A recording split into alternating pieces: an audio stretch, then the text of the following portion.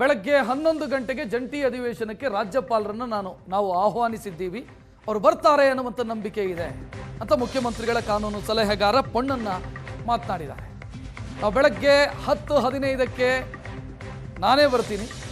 ಮುಖ್ಯಮಂತ್ರಿಗಳ ಕಾನೂನು ಸಲಹೆಗಾರ ಪೊನ್ನಣ್ಣ ಅವರು ಮಾತನಾಡಿದರು. ರಾಜ್ಯಪಾಲರಿಗೆ ಕೊಟ್ಟ ಭಾಷಣವನ್ನು ಬದಲಾಯಿಸೋದಕ್ಕೆ ಸಾಧ್ಯ ಇಲ್ಲ, ಅದೇ ಭಾಷಣವನ್ನು ಓದಬೇಕು ಅಂತ ನಾವು ಮನವಿ ಮಾಡಿದ್ದೀವಿ. ಜಂಟಿ ಅಧಿವೇಶನಕ್ಕೆ ಅವರು ಬರ್ತಾರೆ ಅನ್ನುವಂಥ ವಿಶ್ವಾಸ ನಮಗಿದೆ ಅಂತ ಮುಖ್ಯಮಂತ್ರಿಗಳ ಕಾನೂನು ಸಲಹೆಗಾರ ಶಾಸಕ ಪೊನ್ನಣ್ಣ ಮಾತನಾಡಿದ್ದಾರೆ. ಕರ್ಕೊಂಡು ಹೋಗ್ಲಿಕ್ಕೆ ಇಲ್ಲಿ ರಾಜಭವನಕ್ಕೆ ಬರ್ತೀನಿ, ಅವ್ರು ನಮ್ಮ ಜೊತೆ ಬರ್ತಾರೆ ಅಂತ ಹೇಳುವಂಥ ವಿಶ್ವಾಸ. ಅದೇ ಈಗ ರಾಜ್ಯಪಾಲರಿಗೆ ನಾವು ಕೊಟ್ಟಿರುವಂಥ ಭಾಷಣ ಏನಿದೆ ಅದರಲ್ಲಿ ನಾವು ಏನು ಬದಲಾವಣೆ ಮಾಡಲಿಕ್ಕೆ ಆಗೋದಿಲ್ಲ. ನೀವು ಅದೇ ಭಾಷಣವನ್ನು ಓದಬೇಕು ಅಂತ ಅವರಲ್ಲಿ ನಾವು ಮನವಿನ ಮಾಡಿದ್ದ. ಜಂಟಿ ಅಧಿವೇಶನಕ್ಕೆ ಬರ್ತಾರೆ ಅಂತ ಹೇಳುವಂಥ ಪೂರ್ಣ ವಿಶ್ವಾಸ ಇದೆ. ಬಂದೇ ಬರ್ತಾರೆ ಅವರು. ಸಂವಿಧಾನ ಕೂಡ ಅದೇ ರೀತಿಯಾಗಿ ಹೇಳ್ತದೆ. ಅದರಿಂದ ಅವ್ರು ಬರ್ತಾರೆ. ಬೆಳಗ್ಗೆ 10 ನಾನು ಇಲ್ಲಿ ಬರ್ತಾ ಇದ್ದೀನಿ. ಅವ್ರನ್ನ ಜೊತೆಗೆ ಕರ್ಕೊಂಡು ಹೋಗುವಂಥ ಕೆಲಸ ಮಾಡ್ತೀನಿ.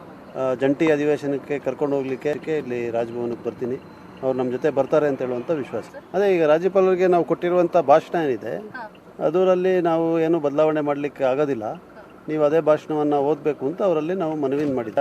ಜಂಟಿ ಆ ಭಾಷಣವನ್ನು ರಾಜ್ಯಪಾಲರು ಓದಬೇಕು ಹಾಗೆ ಅಂಥೇಳಿ ನಾವು ಅವ್ರಿಗೆ ವಿನಂತಿ ಮಾಡ್ತಕ್ಕಂಥದ್ದು ಇದೆ. ಅವನ್ನ ತಿದ್ದುಪಡಿ ಮಾಡ್ತಕ್ಕಂಥದ್ದನ್ನು ಮಾಡೋದಕ್ಕೆ ಒಪ್ಕೊಂಡಿದ್ದೇವೆ.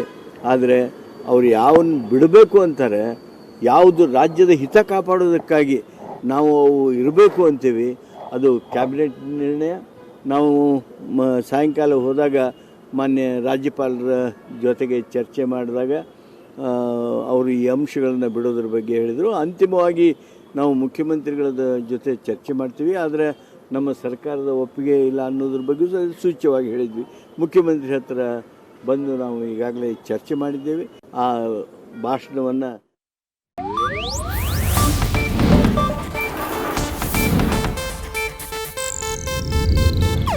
ಇದು ಏಷ್ಯಾನೆಟ್ ನ್ಯೂಸ್ ನೆಟ್ವರ್ಕ್ ಪ್ರಸ್ತುತಿ.